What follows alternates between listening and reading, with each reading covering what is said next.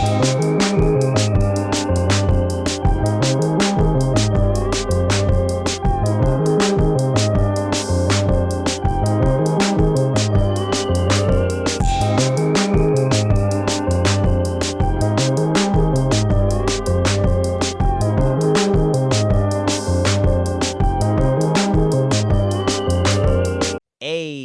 what up, everybody? Welcome back to the show. It's yo boy, Kenny, bringing you guys another installment. I'm talking about the five on it. I know it's been a while, man, but we're doing another top five ranking in preparation for the new Scream 5, five underrated characters, five characters who just don't get enough love in the overall Scream fandom. And before we get into that, man, drop a like, drop a comment, not drop a comment, press that like, hit the subscribe button, join the fandom frequency community, and geek out with us, man. We love to get into a discussion with y'all, and click that bell so you don't miss a single bit of that dopeness going into your feed right here in 2022. We got the new Scream coming. I'm so excited. I know a lot of you guys out there have been hella excited, just like me. So much hype for it right now, and you guys have shown so much love to all the Scream content we've been doing leading up to it.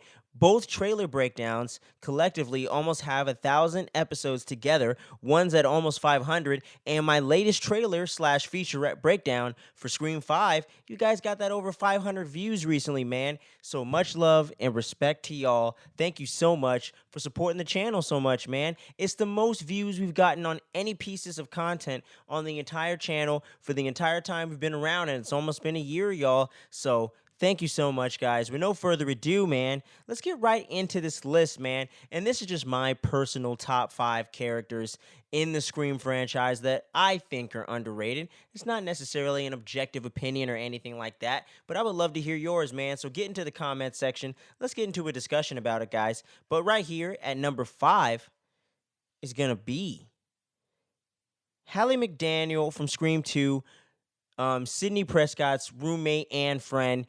I just love her character overall, man. I love that she's a psych major and she's actually there trying to support and help Sidney psychologically and as a friend in just general, and help get her out there and get her more social and get her, acting back to normal stuff. You know what I'm saying? And I really dig that about her character. You know what I'm saying? And I think she's such a great friend overall. And I think for the most part, she makes really smart decisions in the ultimate way in which she goes out near the end there towards that third act of Scream 2.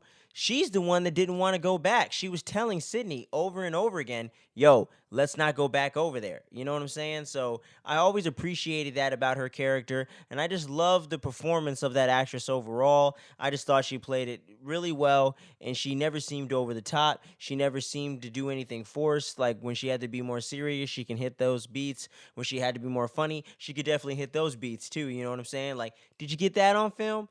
You know what I'm saying? Like, I just love her character overall, man, and I think she's one of the most underrated side characters in all of the Scream franchise in these last 4 installments, man, and I just don't get it. I think she's a really solid, awesome side character, man. That's why she's coming in at number 5. Number 4, man, we got to talk about my boy Cotton Weary, man. From the beginning, you know what I'm saying? The alleged killer, the framed killer from the original Scream, and one of the prime suspects in Scream 2, and an unfortunate victim in Scream 3. I just love the character, man. I've always been a fan of Liev Schreiber all the way from this to, the X-Men franchise, and like everyone loves him over there on Ray Donovan. And when it just comes to him as an actor, I really, really like Liev Schreiber. He even killed it as Kingpin in the animated film about my boy right there, Miles Morales, the Spider-Verse band. So that guy is very versatile, and it all started way back in the day. I'm sure he did stuff before this film, but all the attention of him as an actor all stemmed right here from Scream 2, way back in the day in 97, man, and just the overall introduction of that character in the OG Scream. I literally just got done watching it right now, man, and he plays such a pivotal yet smaller role in the franchise overall, and I love the way that his role is expanded upon in Scream 2, it's really awesome, man. And I thought the whole red herring and him being one of the prime suspects of Scream 2 made a hell of a lot of sense. It was played and written very well, and the way that he acted it, or the way that he played it out as an actor and as a character throughout the film,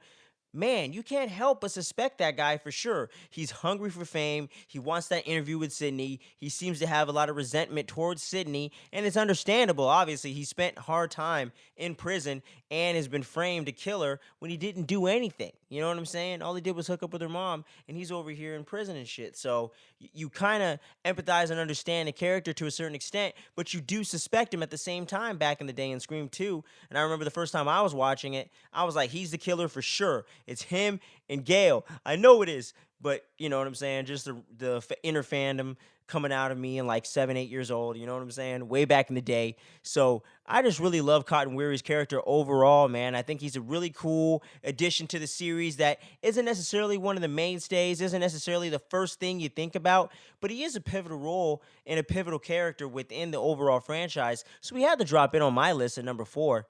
So going into the top 3, man, we're going to be talking about one of the Scream 4 killers, Jill Roberts, Sydney's niece and relative. Hey, yo. Now, don't get me wrong. I don't think she's the best character of the overall franchise or anything like that. I just think for her overall motive and the way that she performed the character and just a portrayal of Jill Roberts from before you knew she was the killer all the way to the point when you knew she was a killer, I thought Emma Roberts knocked it out of the park as that character of Jill Roberts. And she was a very interesting character overall in her whole motive of just doing it for the fame and doing it for the resentment she had for Sydney and the whole family giving her attention over her the whole time, including her own mother, who was the sister of Maureen Prescott, obviously, Sydney's mother. So tying that all into the franchise, and unlike Scream 3, where you're not trying to retcon stuff and tie it all back around in some dumb way that doesn't necessarily make that much sense, right there, she's a killer in the time and present in 2011, whatever you want to say, in the world of Woodsboro, in the universe of Scream. And at that point, it makes sense. You understand why. It plays into the factor where she was saying and the whole dialogue in the film where you don't have to do shit anymore to get famous. You know what I'm saying? Just find a following, blow up real quick, go viral. That's all you really need these days to get some steam and to get going. And it's pretty crazy how you don't have to be uber talented necessarily to do it. You just have to understand social media and the ways of just going viral. And it's a little bit of luck put inside of there. But she's doing into this whole twisted murder scheme and was using Kieran Culkin's character the whole time. So that's the whole crazy way that it's all tying together, man. And just I do wish that she was a little more fleshed out in Scream 4 and they landed a little more time for that character in the overall development and just screen time as well. But overall, I really like Jill Roberts as a character. I loved Emma Roberts' performance overall, and she has to come in at number 3, man. So, the top 2, this one's going to be very unexpected, I feel. Detective Mark Kincade from Scream 3. Hear me out, y'all.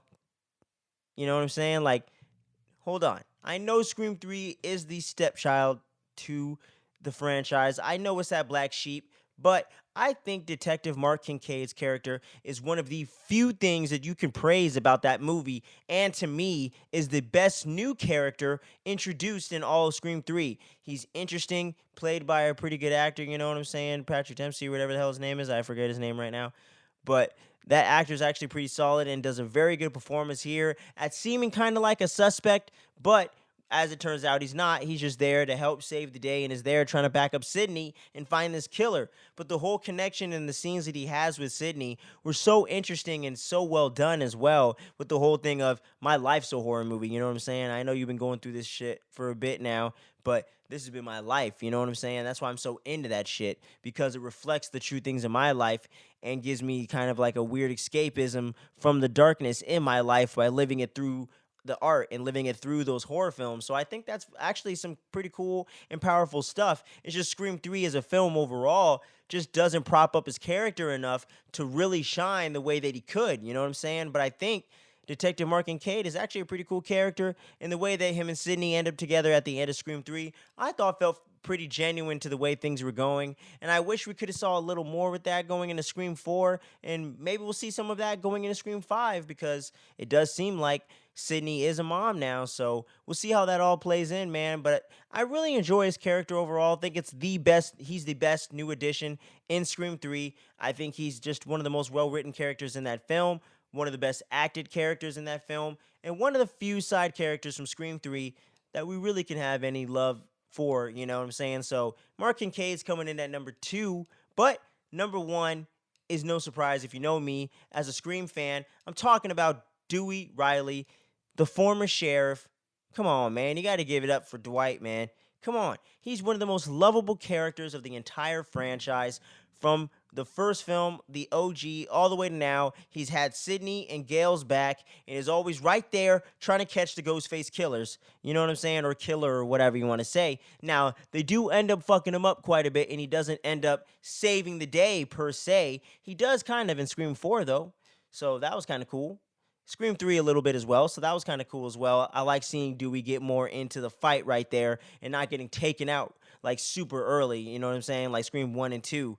But I don't know how the hell this guy survives all this shit, man. Like, this guy's got like 9 lives, like he's Catwoman or something, you know what I'm saying?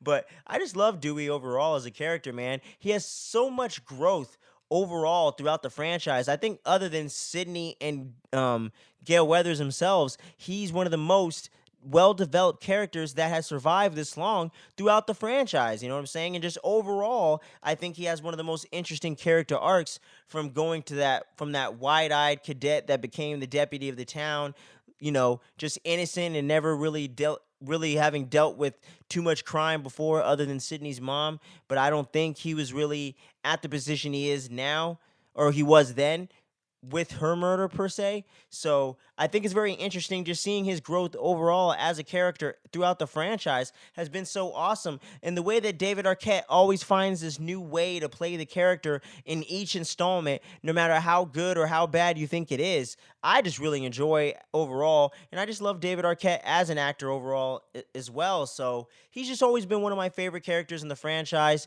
I do identify with him the most. He does have one of the most pure hearts of the franchise, other than Sydney herself. And he's not afraid to put up a fight against that Ghostface, man. And he lives every time, so you got to give him some credit, man.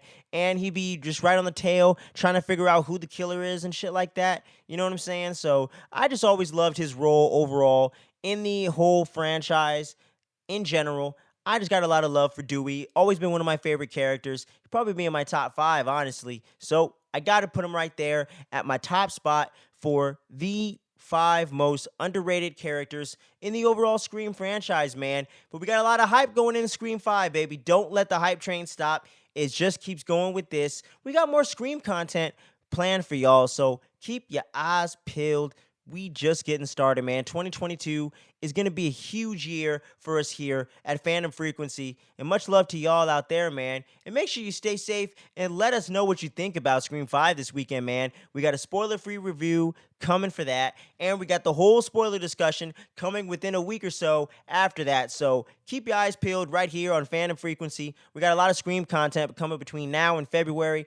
And it's not going to stop there. I'll always find an excuse to do some Scream content every now and again. But going into it this weekend, when you're seeing this video, you're going to be seeing Scream 5 maybe the day of or the day after, or it's out. So by the time you see this, Scream 5 is going to be out there in theaters. So make sure you let us know what you think about it. Let us know if you think any of those new characters belong on this list or your underrated characters list, man. We want to hear from y'all in the comments section.